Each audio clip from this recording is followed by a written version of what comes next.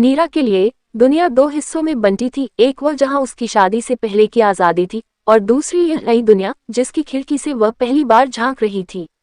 शादी को अभी मुश्किल से 7 दिन ही हुए थे और हर दिन गुलाब की पंखुड़ियों जैसा महसूस हो रहा था।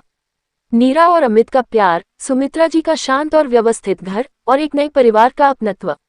नीरा, जो कि एक तेज तर्रार मार्केटिंग एग्जीक्यूटिव थी, अपने काम और परिवार के बीच एक सही संतुलन की उम्मीद कर रही थी। आज का दिन कुछ अलग था।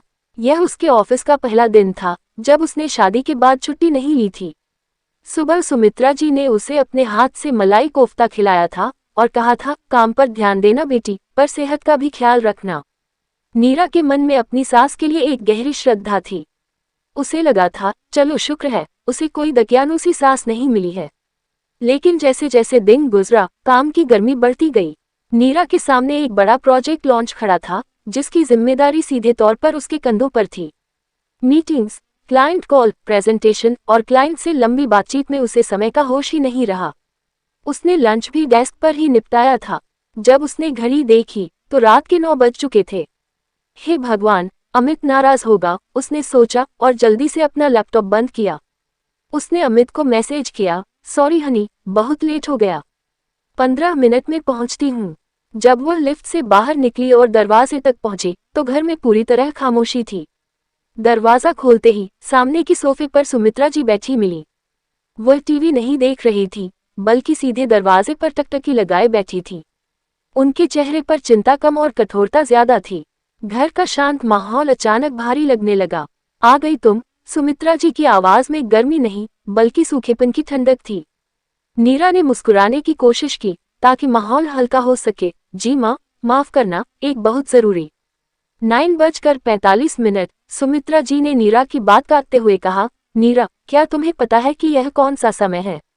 उनकी आवाज में अब कोई सवाल नहीं बल्कि एक सीधा आरोप था। नीरा की मुस्कान फीकी पड़ गई।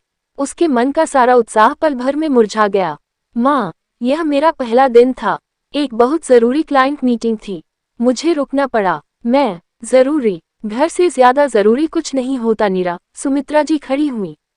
उनके खड़े होते ही नीरा को लगा जैसे उन पर एक बड़ी छाया पड़ गई है। तुम एक बहू हो, इस घर की इज्जत हो। हमारे घर की बहू 8 बजे के बाद घर से बाहर नहीं रहती।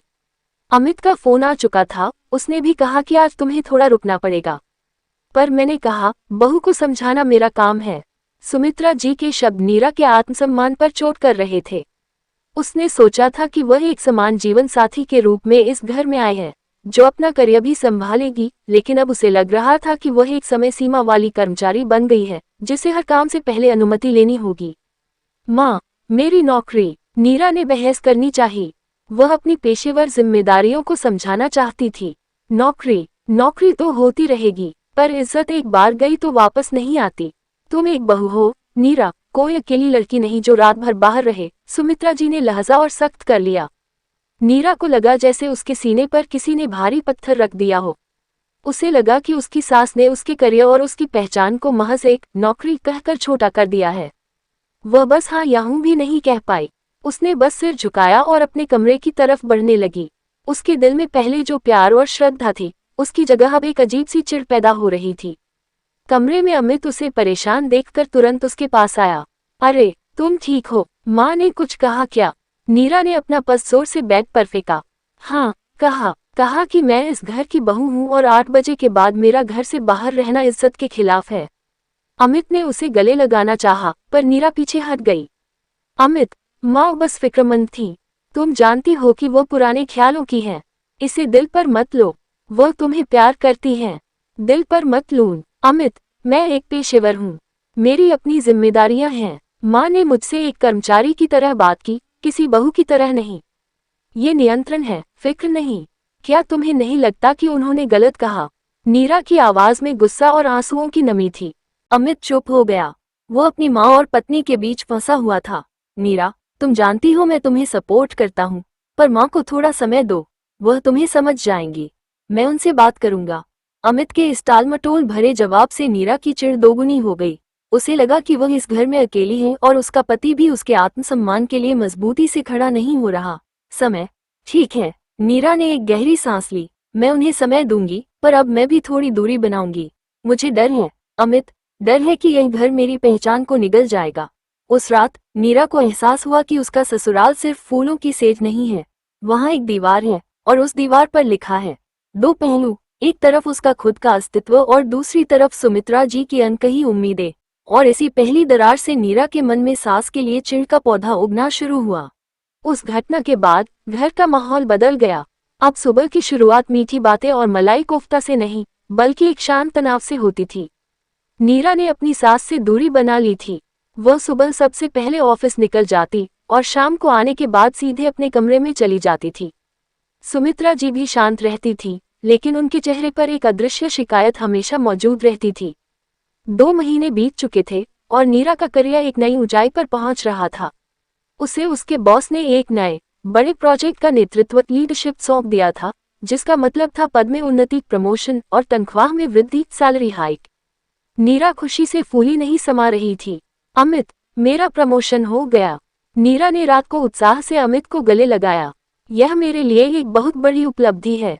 अमित भी खुश था। वाह नीरा, ये तो कमाल की बात है, तुम सच में इसकी हकदार हो। अगले दिन नीरा ने ये खबर सुमित्रा जी को बताने की हिम्मत की। वह जानती थी कि सुमित्रा जी को शायद देर रात काम करना पसंद नहीं आएगा, लेकिन वह उम्मीद कर रही थी कि प्रमोशन सुनकर उन्हें खुशी होगी। माँ, मुझे प्रमोशन मिला है, अब मैं एसोसिएट डायरेक्टर बन गई हूँ, नीरा ने किचन में आत्मविश्वास से कहा, जहाँ सुमित्रा जी सुबह की चाय बना रही थी। सुमित्रा जी ने नीरा की तरफ देखा। उनके चेहरे पर वैसी खुशी नहीं थी जिसकी नीरा उम्मीद कर रही थी। इसके बजाय उन्होंने चाय की केतली धीमी आंच पर रखी और एक गहरी सांस ली। एसोसिएट डायरेक्टर मतलब और ज्यादा काम और ज्यादा देर रात तक, सुमित्रा जी ने धीमी आवाज में कहा, लेकिन वह आवाज नीरा के कानों में किसी निर्णय की तरह गूंजी। इतना पैसा कमाकर क्या करना है नीरा, जब घर में शांति न हो? तुमको ये समझना चाहिए कि अब तुम 2 जिम्मेदारियां संभाल रही हो। तुम्हें अपना ध्यान घर की तरफ लगाना चाहिए। नीरा को लगा जैसे उसके सपनों को किसी ने पैरों से कुचल दिया हो। माँ, ये सिर्फ पैसा नहीं है, ये पहचान है, मेरी मेहनत है। क्या मेरी मेहनत की कोई कीमत नहीं है? मेहनत की कीमत तब होती है जब वह सही जगह लगे, सुमित्रा जी ने पलटकर कहा। तुम्हारे पति को पैसों की कमी नहीं है, तुम चाहो तो घर से काम कर सकती हो, थोड़ा हल्का काम कर सकती हो। औरत का सच्चा काम घर संभालना और परिवार को खुश रखना होता है। ये सीधी आलोचना नीरा के लिए असहनीय थी। अब उसकी चिढ़ नफरत में बदलने लगी थी। ये संघर्ष केवल काम के समय तक ही सीमित नहीं था, ये पहनावे तक पहुंच गया था। नीरा के प्रमोशन के बाद उसे कई बार क्लाइंट मीटिंग्स के लिए पैंट सूट पहनना पड़ता था। एक दिन नीरा जब काले पैंट सूट में तैयार होकर निकली तो सुमित्रा जी ने दरवाजे पर ही उसे टोक दिया। ये क्या पहन रखा है? ये सब तुम्हारे ऑफिस में चलेगा, लेकिन घर से ऐसे मर्दाना कपड़े पहनकर निकलना अच्छा नहीं लगता। लोग क्या कहेंगे? नीरा का पारा चढ़ गया। माँ, यह मेरा पेशेवर पहनावा है, मेरा काम है, यह मर्दाना नहीं, व्यावसायिक प्रोफेशनल है। नीरा ने दरवाजा जोर से बंद किया और ऑफिस निकल गई। चिढ़ का सबसे बड़ा कारण पुरुष सहयोगी। सबसे बड़ी समस्या तब आई जब नीरा को अपने प्रोजेक्ट के लिए अपने पुरुष सहयोगियों, खासकर करण के साथ देर रात तक काम करना पड़ा। करण प्रोजेक्ट में उसका दाहिना हाथ था।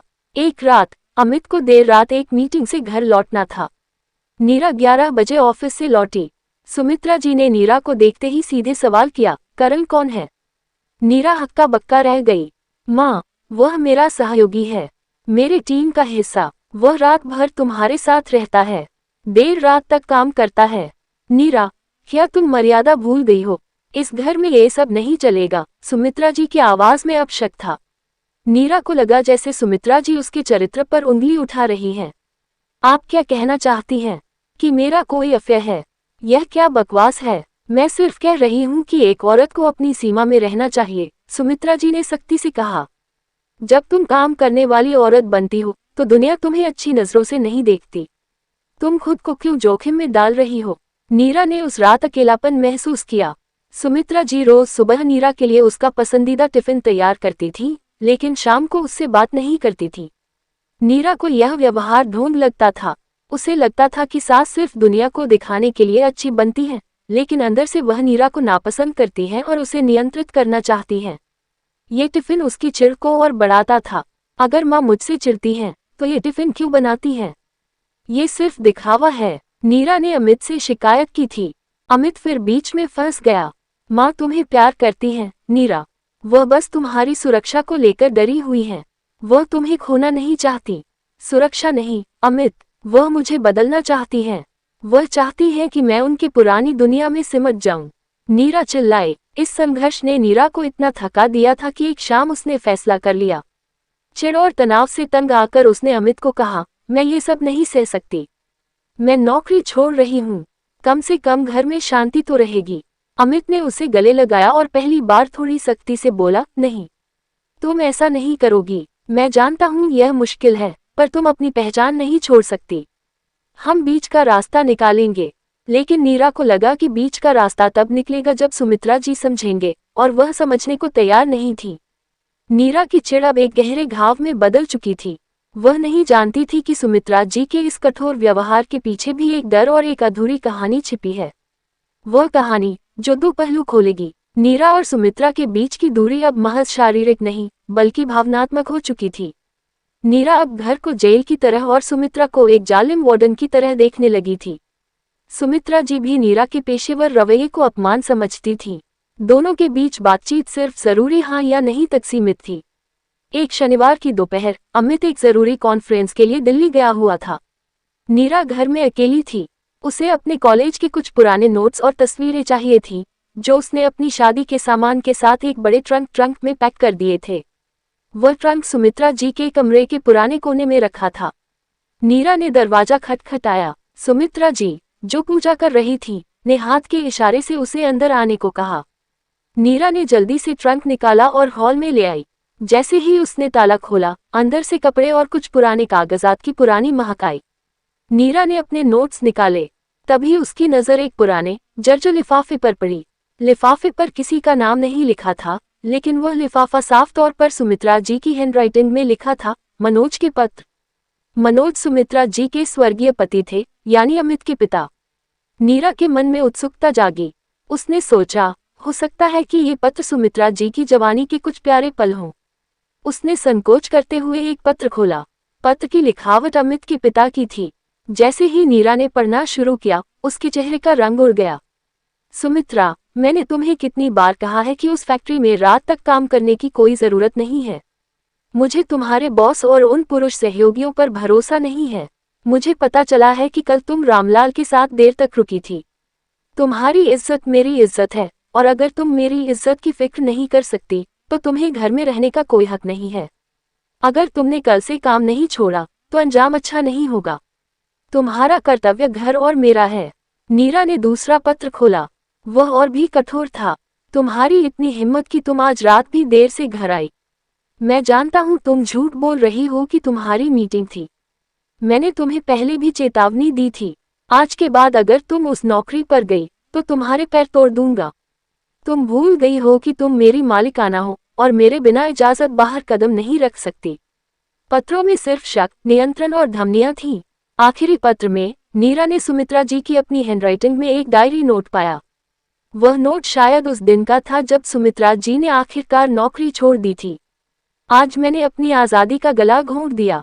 मैं मर चुकी हूँ। मनोज ने मेरी पहचान छीन ली। मैं बस एक घरेलू वस्तु बन गई हूँ। मुझे डर है, बहुत डर है। मुझे अपनी बेटी को इससे बचाना होगा, किसी भी कीमत पर। कोई भी औरत बाहर के मर्दों के कारण इस दर्द से न गुजरे। नीरा के हाथ कांप रहे थे। उसके दिमाग में एक बड़ी तस्वीर साफ हो गई। सुमित्रा जी की कठोरता का कारण चिढ़ या ईर्ष्या नहीं थी, बल्कि ये दहशत थी। वह खुद जिस यातना से गुजरी थी, शक, अपमान, आजादी का हनन, उन्हें लग रहा था कि इतिहास खुद को दोहराएगा, और नीरा भी उसी खतरे में है। उन्हें देर रात तक काम करने वाले पुरुष सहयोगी, नीरा का आधुनिक पहनावा और उसका आत्मविश्वास, ये सब उन्हें उनके अतीत के दर्दनाक अनुभव की याद दिला रहे थे। सुमित्रा जी नीरा को नियंत्रित नहीं कर रही थी, वह उसे बचा रही थी, भले ही गलत तरीके से। नीरा की आंखों में आंसू आ गए। उसकी चिढ़ पल भर में सहानुभूति और अफसोस में बदल गई। उसने कितने गलत तरीके से अपनी सास को समझा। सुमित्रा जी का टिफिन बनाना दिखावा नहीं था, बल्कि उनके अव्यक्त प्रेम का प्रतीक था। वह नीरा को प्यार करती थी, पर उनके अतीत के डर ने उनकी जुबान को कठोर बना दिया था। वह तुरंत पत्र लेकर सुमित्रा जी के पास जाना चाहती थी, उन्हें गले लगाना चाहती थी, पर उसने खुद को रोका। वह जानती थी कि सुमित्रा जी इतनी शर्मनाक और दर्दनाक बात इतनी आसानी से स्वीकार नहीं करेगी। इस पर खुलकर बात करने के लिए सही समय और सही माहौल चाहिए था। नीरा ने धीरे से पत्र ट्रंक में वापस रखे।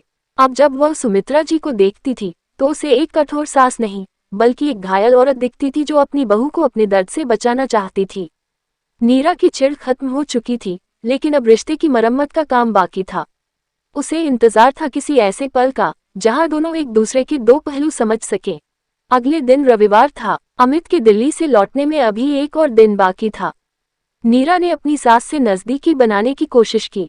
उसने किचन में उनकी मदद करनी चाहिए, पर सुमित्रा जी ने हमेशा की तरह शांत ठंडा जवाब दिया, रहने दो नीरा, तुम काम से थक गई होगी, मैं कर लूंगी। नीरा जानती थी कि ये दूरी तब तक नहीं मिटेगी जब तक वे दोनों खुलकर बात नहीं करती, लेकिन सुमित्रा जी अपनी सुरक्षात्मक दीवार नहीं तोड़ रही थी।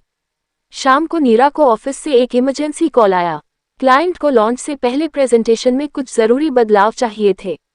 नीरा ने सुमित्रा जी से कहा, माँ, मुझे तुरंत ऑफिस जाना होगा, ये बहुत जरूरी है। सुमित्रा जी का चेहरा फिर कठोर हो गया। वही रात की देरियां। नीरा, तुम्हें एक मिनट भी घर पर चैन नहीं मिलता। नीरा ने इस बार बहस नहीं की। उसने बस शांति से कहा, माँ, मुझे माफ करना, मैं जल्द वापस आऊंगी। नीरा रात 10 बजे तक ऑफिस में ही थी। वह तेजी से बदलाव कर रही थी जब उसके फोन की घंटी बजी। वह सुमित्रा जी का नंबर था। नीरा ने झटके से फोन उठाया। हेलो माँ, उधर से सुमित्रा जी की आवाज असामान्य रूप से कांप रही थी। नीरा, मेरा सर घूम रहा है। आवाज अचानक कट गई। नीरा को कुछ अनहोनी का एहसास हुआ। उसने बिना सोचे समझे अपना लैपटॉप बंद किया और टैक्सी लेकर घर की तरफ भागी। जब वह घर पहुंची तो सुमित्रा जी हॉल के सोफे से नीचे जमीन पर गिरी हुई थी। उनके माथे पर पसीने की बूंदें थीं और उनका शरीर तेज बुखार से जल रहा था। माँ, नीरा घबरा गई। उसने बिना देरी किए एम्बुलेंस को कॉल किया। उसने सुमित्रा जी को सहारा दिया, पानी पिलाया और उनके माथे पर गीली पट्टी रखी। अस्पताल पहुंचते पहुंचते सुमित्रा जी बेहोश हो गईं। डॉक्टर ने बताया कि तनाव और तेज वायरल के कारण ऐसा हुआ है। नीरा रात भर उनके बेड के पास बैठी रही। उसे अपने प्रमोशन, अपनी मीटिंग और अपनी चिढ़ से ज्यादा अपनी सास की जान की फिक्र थी। सुबह जब सुमित्रा जी की आंखें खुली तो उन्होंने नीरा को देखा, जो उनके हाथ पर सिर रखकर सो गई थी। सुमित्रा जी ने धीरे से नीरा के सिर पर हाथ फेरा। नीरा जाग गई। माँ, आप अब कैसी हैं? नीरा ने फिक्र से पूछा। सुमित्रा जी की आंखों में पहली बार गहरा पश्चाताप था। वह धीरे से बोली, तुम पूरी रात यहाँ थी, तुम्हें ऑफिस नहीं जाना था। नहीं माँ, आप मेरे लिए ज्यादा जरूरी हैं, नीरा ने जवाब दिया। सुमित्रा जी की आंखें भर आईं। नीरा ने उनकी बात पूरी होने से पहले ही कहा, माँ, मैंने आपके पुराने पत्र पढ़े हैं, मुझे सब पता है, आपके पति ने आपके साथ क्या किया। सुमित्रा जी का चेहरा सफेद पड़ गया। वह रो पड़ी। तुम्हें कैसे पता? मैं ये बात किसी को बताना नहीं चाहती थी। मुझे अफसोस है माँ, लेकिन अब मैं समझ गई हूँ कि आप मुझसे क्यों चिढ़ती थी। आप मुझसे चिढ़ती नहीं थी, बल्कि उस दर्द से डरी हुई थी जिससे मैं गुजर सकती थी। सुमित्रा जी ने रोते हुए अपना हाथ नीरा के हाथ में थाम लिया। हाँ नीरा, हाँ, जब मैं तुम्हें देर रात तक पुरुष सहयोगियों के साथ काम करते देखती थी तो मुझे लगता था कि मनोज वापस आ गया है और वो तुम्हारा जीवन भी तबाह कर देगा। मुझे डर था कि तुम भी मेरी तरह अपनी आज़ादी खो दोगी। मैं तुम्हें बचाना चाहती थी, पर मैंने तुम्हें दुख दिया। नीरा ने भी रोते हुए कहा, और मुझे लगा कि आप मेरी पहचान और करियर को खत्म करना चाहती हैं। मुझे लगा कि आप एक कठोर औरत हैं जो मुझे नियंत्रित करना चाहती हैं। मेरी चिढ़ मेरे आत्मसम्मान को बचाने के लिए थी और आपकी कठोरता आपके दर्द को छिपाने के लिए। दो पहलू अब स्पष्ट थे। दोनों ही अपनी अपनी जगह सही थी, पर दोनों के बीच बातचीत की कमी थी। अस्पताल के उस शांत कमरे में सास बहू ने पहली बार अपने दिल खोल दिए थे। चिढ़ की दीवार ढह चुकी थी और उसकी जगह सहानुभूति और ईमानदार प्रेम ने ले ली थी। अब उन्हें इस रिश्ते को एक नई शुरुआत देनी थी। अस्पताल के उस कमरे में सास और बहू के बीच चिढ़ और कठोरता की दीवार हमेशा के लिए ढह चुकी थी। अब उनके बीच एक अनकहा समझौता और सहानुभूति का रिश्ता था। सुमित्रा जी को 3 दिन बाद अस्पताल से छुट्टी मिली। नीरा ने अपनी सारी मीटिंग्स रद्द कर दी और अपनी सास की देखभाल में लग गई। घर लौटने के बाद माहौल पूरी तरह से बदल गया था। सुमित्रा जी अब भी शांत थी, लेकिन उनकी आंखों में पहले वाला नियंत्रणकारी डर नहीं था। नीरा अब भी अपनी माँ के लिए खाना बनाती, लेकिन उसमें कर्तव्य नहीं, बल्कि स्नेह था। एक दोपहर, नीरा अपनी सास के कमरे में गई। सुमित्रा जी बैठी धूप सेक रही थी। नीरा ने उनका हाथ थाम लिया। माँ, नीरा ने धीरे से कहा, जब मैंने आपके पत्र पढ़े, तो मुझे बहुत दुख हुआ। मुझे माफ करना कि मैंने आपकी सुरक्षात्मक चिंता को अधिकार समझा। अब मुझे पता है कि आप सिर्फ मुझे उस दर्द से बचाना चाहती थी जिससे आप गुजरी थी। सुमित्रा जी की आंखें नम हो गईं। और मुझे माफ करना, नीरा। मैंने तुम्हें अपनी डर भरी आंखों से देखा, तुम्हारी काबिलियत से नहीं। मैंने यह नहीं समझा कि समय बदल गया है और तुम कमजोर नहीं हो, बल्कि आत्मनिर्भर हो। जब तुम्हें ऑफिस देर हो रही थी, तो मुझे वह दिन याद आ रहा था जब मनोज ने मेरी नौकरी छुड़ाई थी। मैं तुम्हें सिर्फ बचाना चाहती थी। हम दोनों गलत थे, माँ, नीरा ने मुस्कुराते हुए कहा। मैंने आपके प्यार को नहीं देखा और आपने मेरी आज़ादी पर भरोसा नहीं किया। यहीं से उनके रिश्ते में एक नया अध्याय शुरू हुआ। शाम को अमित लौटा। घर में कदम रखते ही उसने एक अजीब शांति महसूस की। अमित ने नीरा को गले लगाया और सुमित्रा जी के पास गया। वह डरा हुआ था कि शायद माँ और पत्नी के बीच कोई बड़ी बहस हुई होगी। माँ, आप अब कैसी हैं? सब ठीक है। मुझे माफ करना, मैं नहीं आ पाया। सुमित्रा जी ने अमित के सिर पर हाथ फेरा। मैं अब बिल्कुल ठीक हूँ, बेटा। और यहाँ सब पहले से बेहतर है। अमित ने हैरानी से नीरा की तरफ देखा। नीरा ने आंख मारी और धीरे से फुसफुसाया, दो पहलू अब सुलझ गए हैं। अगले कुछ हफ्तों में अमित ने घर में अविश्वसनीय परिवर्तन देखा। एक दिन नीरा को एक जरूरी क्लाइंट डिनर के लिए रात 9 बजे तक रुकना पड़ा। वह जानती थी कि सुमित्रा जी अब समझ गई हैं, लेकिन फिर भी उसने रात 8 बजे घर फोन किया। माँ, मैं अभी भी ऑफिस में हूँ, थोड़ा देर हो जाएगी। पहले की तरह कठोर जवाब आने के बजाय सुमित्रा जी ने सहजता से कहा, कोई बात नहीं नीरा, खाना तैयार है, तुम अपना काम पूरा करके आराम से आओ, सुरक्षित आना। जब नीरा रात 10:30 बजे घर लौटी तो सुमित्रा जी जाग रही थी। वह सोफे पर इंतजार नहीं कर रही थी, बल्कि किचन में गरम खाना निकाल रही थी। देर से आए हो, थक गई होगी, पहले गरम खाना खा लो, सुमित्रा जी ने प्यार से कहा। नीरा की आंखों में आंसू आ गए। ये वही सास थी जो पहले 9:45 पर घर आने पर उसे अपमानित करती थी। नीरा को एहसास हुआ कि सुमित्रा जी ने अपनी सीमा समझ ली है। सुमित्रा जी ने नीरा के हाथ से सूटकेस ले लिया। तुमने मुझे अस्पताल में जीवन दिया, नीरा। मैं तुम्हें तुम्हारी पहचान और आज़ादी छीनकर उसके बदले में नियंत्रण नहीं दे सकती। नीरा ने उस रात अमित से कहा, अमित, माँ से मेरी चिढ़ अब पूरी तरह खत्म हो गई है। मैंने हमेशा सोचा कि वह बुरी है और मैं सही, पर अब मुझे एहसास हुआ कि कहानी में हमेशा दो पहलू होते हैं। नीरा का पहलू, उसकी चिढ़ उसके आत्मसम्मान और करियर को बचाने का एक रक्षात्मक तंत्र था। उसे लगा कि उसकी सास उसकी पहचान छीनना चाहती है। उसकी नाराजगी सही थी क्योंकि उसे नियंत्रित किया जा रहा था। सुमित्रा का पहलू, उनकी कठोरता उनके अतीत के डर और असुरक्षा का नतीजा थी। उन्हें लगा कि वह नीरा को उसी तरह के अपमान और दर्द से बचा रही है जिससे वह गुजरी थी। उनकी चिंता सही थी, भले ही उनका तरीका गलत था। ये कहानी केवल सास बहू के रिश्ते की नहीं थी, बल्कि समझदारी और पीढ़ीगत अंतर की थी। नीरा ने सुमित्रा की परंपराओं का सम्मान करना सीखा और सुमित्रा ने नीरा की पेशेवर आज़ादी पर भरोसा करना सीखा। उनका रिश्ता अब एक दोस्त जैसा हो चुका था। जहां नीरा सुमित्रा जी को टेक्नोलॉजी सिखाती थी, वहीं सुमित्रा जी नीरा को बेहतरीन खाना बनाना सिखाती थी। चिढ़ और नियंत्रण की जगह अब प्यार और खुला संवाद था। अंत में नीरा ने अपने मन में सोचा, हर कहानी में एक विलेन नहीं होता, बस दो लोग होते हैं जिनके नजरिए अलग होते हैं।